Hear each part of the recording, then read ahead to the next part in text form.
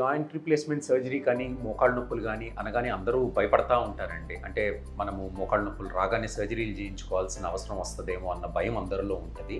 But actually మనము senses చూస్తేనండి 100 మంది మోకాళ్ళ నొప్పులతో బాధపడుతున్న వాళ్ళు ఉంటే అందులో 95% మందికి మనం ఎటువంటి సర్జరీ లేకుండా simple life style modifications like బరువు తగ్గటము, కాళ్ళకు సంబంధించిన ఎక్సర్సైజులు చేసుకోవటము అండ్ ఏదో గుజ్జుబట్టే బిళ్ళలు లాంటివి వాడటం, ఎప్పుడన్నా అవసరమైతే నొప్పి బిళ్ళలు వాడుకోవటము and physiotherapy and lifestyle అంటే సింపుల్గా lifestyle modifications, exercises and simple మెడిసిన్స్తో 95% ఆఫ్ ద మందికి మనం సక్సెస్ఫుల్గా ట్రీట్ చేయొచ్చు.